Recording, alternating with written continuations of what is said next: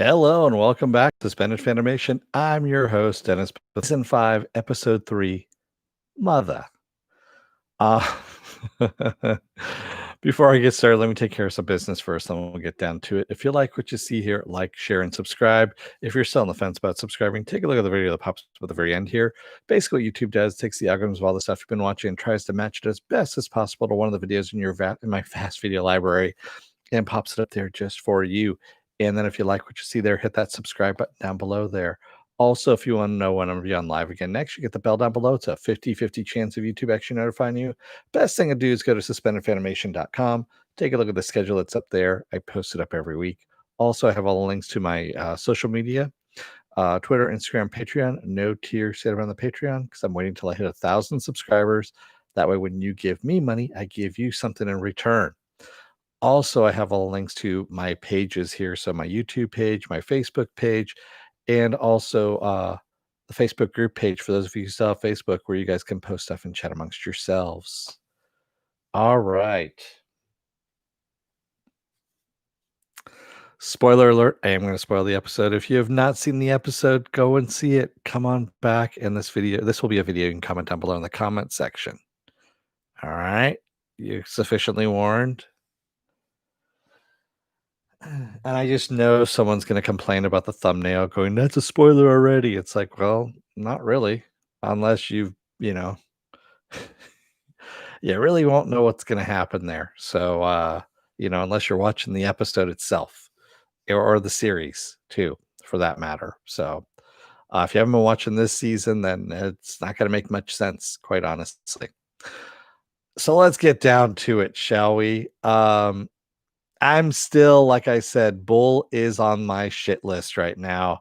The whole thing with Monica Stewart, she actually ends up, she's in the hospital, of course, because she almost died from asphyxiation in that little container that she was in. And so Holden and Fred Johnson are both questioning her. And she comes up with, hey, I've got footage that this just came in from series. And we see, Marco Inaro's group going in there and killing everybody except for one man, Cortazar, who is, of course, a protomolecule researcher who was working with Fred Johnson at the time, or at some point in time to research the protomolecule. So obviously they've taken him and they are going to use him for something we don't know as of yet. Also, since they're targeting, Monica, obviously they know something's up with the protomolecule, and that's what Marco Inaro wants to get his hands on. And chasing everything back to the freight box that she was in and everything, we go to the Duru brothers or Duru Freight. And of course, when they open up the door, the brothers are dead. These, of course, are the brothers that we saw in episode 1, kind of looking at Monica surreptitiously in the bar. We knew that they were going to do something, that they're up to no good. I want to say I'm 98% sure that Bull is involved in all of this because he is the guy who is the right hand of Fred Johnson. And they had this little conversation, if you remember, at the very beginning, episode 1, where I guess he blew a lot of money, Bull, and he could have been in the same position that Fred Johnson is in, only he was not wise about the way he spent his money. So obviously he's going to be making a lot of money off of whatever deal he's doing here. Yeah. I can almost guarantee you that he's a bad guy at this point. In the meantime, we've got Drummer finding Ashford's ship, the Titan, and it's been stripped, but not like salvaged. And the rest of Drummer's crew is like, why did Marco Inaro get rid of, just abandon a salvage like this? And she says to send a message, but power everything back up and let me know if you find the hidden drive. And of course, she ends up finding the hidden drive itself. And we get, of course, Drummer's last, not Drummer, Ashford's last song while he was in the airlock. Because remember, he recorded all of this stuff. So, yeah. Raymond says, oh, yeah, I mean, how in the hell does Fred even trust him being the smart leader he is? I don't know. I really don't, Raymond. It's one of those things. He's almost sitting there in the corner, like twirling his mustache. I mean, that's how obvious he is about all of this. We're talking about Bull, by the way. So yeah, I don't know. Although Fred Johnson does name drop Dawes, so we know Dawes is still around because Fred Johnson says, "Yeah, I ran it by Dawes, and it's none of his people." It's like, okay, great, that's good with me. In the meantime, we've got Naomi looking for Philip, and she runs into her old crew, which of course is Marco Anaro's crew of Caval and Sin, and they are reliving old times. She goes, "Well, just tell Philip I'm looking for him. I want to talk to him." And all this stuff. And of course, they do relay the message, and she ends up talking to him. And he says, "Why are you here?" He goes, I don't have a mother, kind of thing. You abandoned me anyway. And she's like, "Well, I bought a ship for you, so you go anywhere you want. Just get away from your father," is what she says. And he's like, "Yeah, I don't think so." And in the end, he ends up boarding the ship along with Marco Anaro's crew, and they tase her. And Philip says, "Nope, bring her along. She's going to want to be in on this," which we know it's something having to do with one of Marco's plans. Not good. And also, Drummer announces to her crew, her very polyamorous crew, which everyone's sleeping with everyone on board that crew there, that there's a $20 million bounty on Marco Anaro's head, and that's their next target. That they've got an armada of 3 ships, and they're going after Marco Anaro and the $20 million bounty on his head. And the crew is not happy about this. And we also find out that she's working for somebody. It most likely is Fred Johnson that she's working for. And yes, she got Naked Drummer as well. We did. Out of all of that. And then finally, we also have Chrissy talking with Delgado about what's going on with Marco Anaro's plan with the asteroid. And they actually bring in an outside expert, to talk about this string of asteroids, or a string of pearls, if you will. And so this answers your question, Raymond, from last episode. Wasn't it a bigger asteroid? And yes, it was. He even says it was a bigger asteroid. It broke into chunks. And he says one of these asteroids is a 4 megaton yield, which is about 13 kilometers in diameter, for a radius of a splashdown on Earth. And she goes, "Do you notice anything weird about this?" And so he's looking at the data that they got from the Asame, and he's turning it around. And he goes, "Huh, there's an anomaly on this. I don't understand." And he's like turning it and turning it, and he goes, "It's really weird. I don't understand." And so they speculate that the bigger asteroid was actually coated in stealth tech, which is why the Asami had to go, because it spotted it.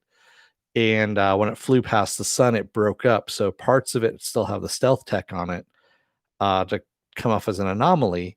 And then the other part, the nickel ore in it, doesn't, the inner portion of it, which is why we see at the very end of all. Oh, and Delgado, by the way, of course, tries bringing this up to the person in charge of retasking the watchtower to turn from Mars over to Venus to see if there's anything coming their way.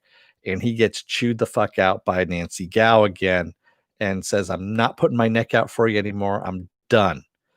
And she goes, "Isn't Earth's security a lot more important than your pension?" Obviously, it's not. And of course, what do we have happen? But we get a splashdown of an asteroid that takes out, and I couldn't tell where they were, if it was Nova Scotia or where it was. The map was tilted, turned sideways every time I saw the digital map, and it was really tiny. And at first, it looked like islands to me. And then I realized it was planet Earth spread out like a flat map. And then it turned sideways, but I couldn't tell where it was. But it looked like in the Atlantic, the North Atlantic, because of, well, one, the guy who had the little fishing goggles on, who obviously met his end, was looking at North Atlantic herring, or basically he was looking at some North Atlantic fish, is what he was looking at. And the wording looked like it was kind of on the sign.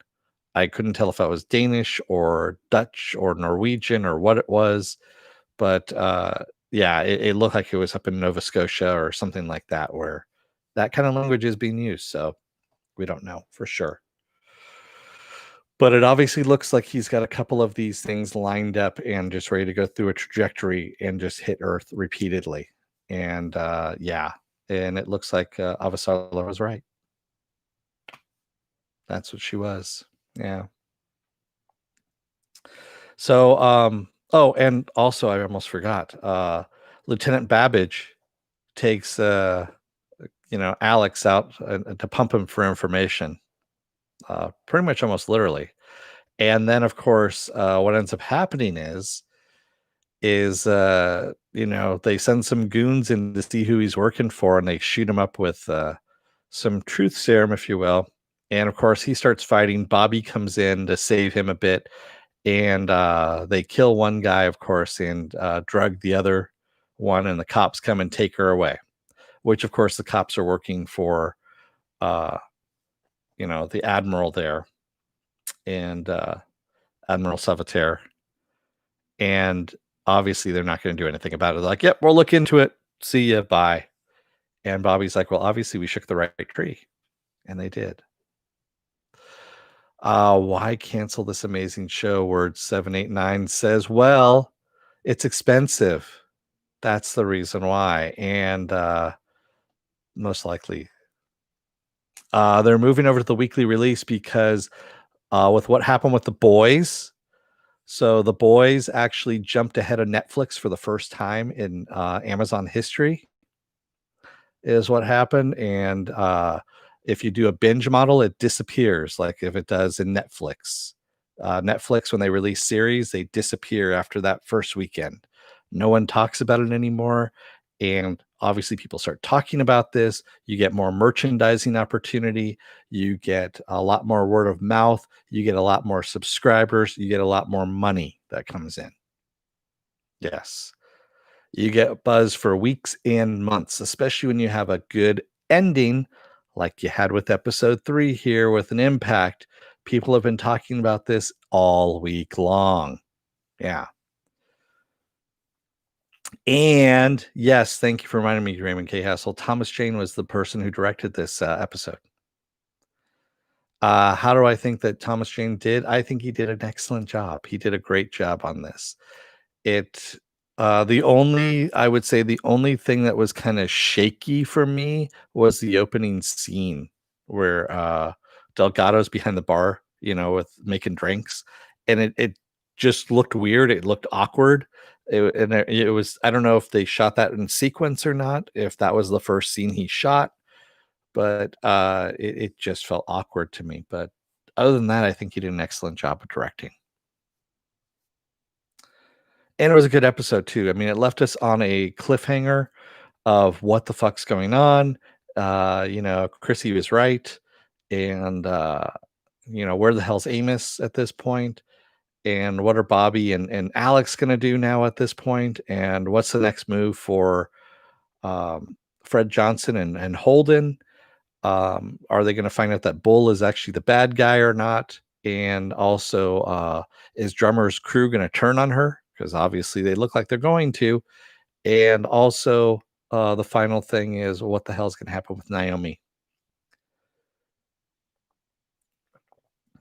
Lots of stuff in the air right now. Lots and lots of balls in the air.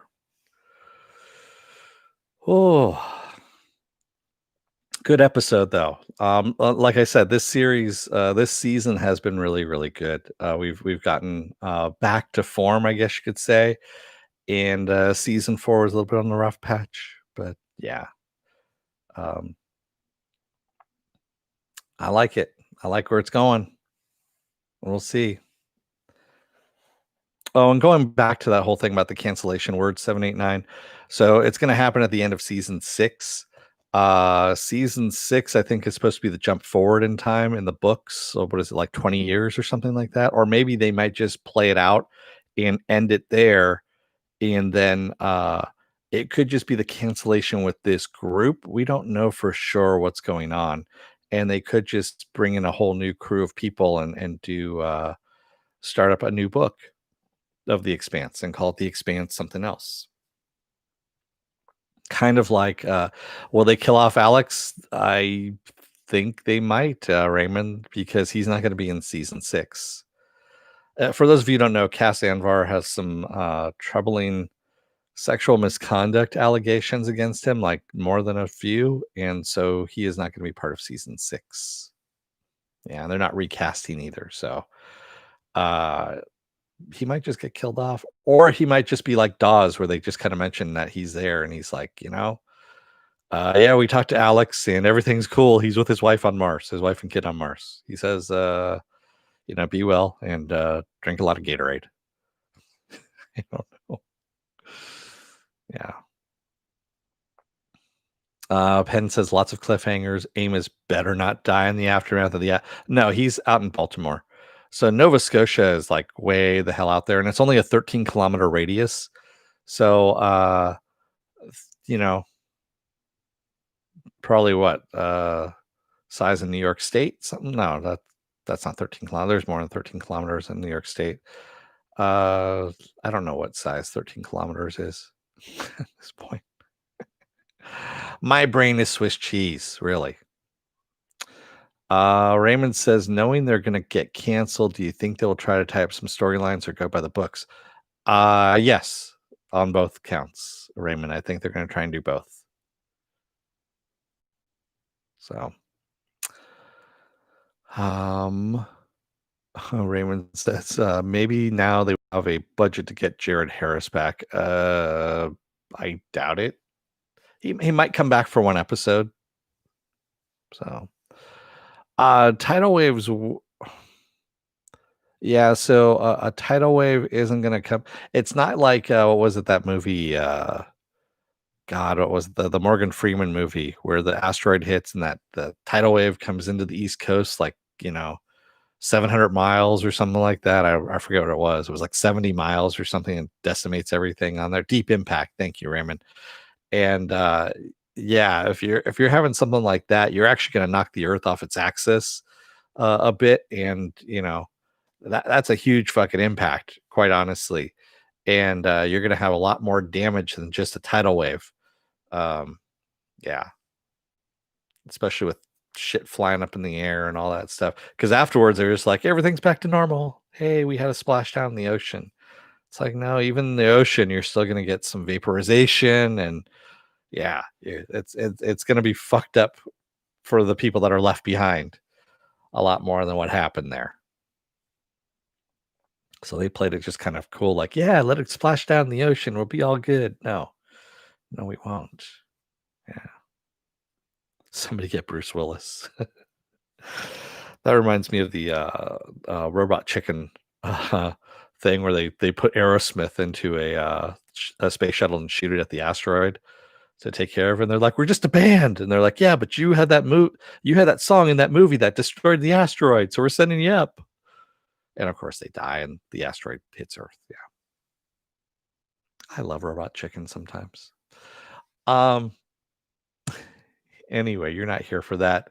What you're here for is, what else am I doing the rest of this week? Well, funny you should ask. I do have a schedule up on suspendedfanimation.com, and they change it out every Monday, which is tomorrow. So tomorrow, I'm going to be doing His Dark Materials.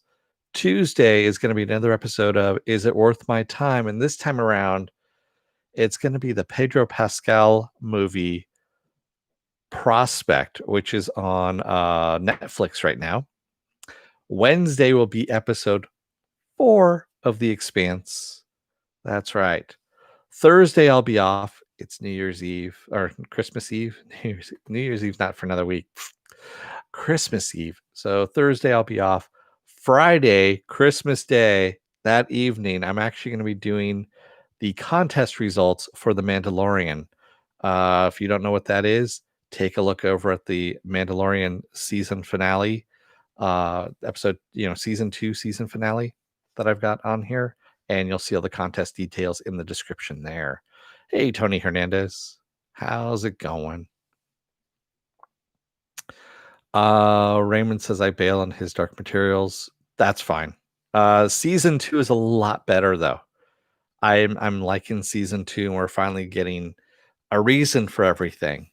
We weren't having a reason before, and it was killing me. It really was killing me.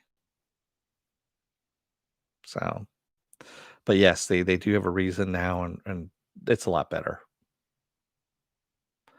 Am I doing Wonder Woman 1984? Yes, I will be. I will be doing that. Oh, now you know what I forgot on the schedule there. So after the Mandalorian Christmas wrap up, Saturday is gonna be Saturday morning blast off. And yes, I will be doing Wonder Woman on the review of Wonder Woman on Sunday. Sunday. Yeah, that's what I was going to, but like I said, my brain right now is Swiss cheese. I flew up to the San Francisco Bay Area. I'm back again yesterday and uh rented a place and all that stuff. I was looking for apartments because I'm moving up that way, and yeah, it was a lot of fun. So yeah, and boy, are my arms tired. Never mind. But yes, I will be doing the Wonder Woman 1984 movie review, and there's going to be some prizes. There will be some Wonder Woman prizes, yes. So I just got to find them. I know they're around here someplace. Yeah. Anyway, I'm gonna let you guys go for the night. Thank you, everybody who joined me tonight in the chat, and thank you if you made it this far in the video.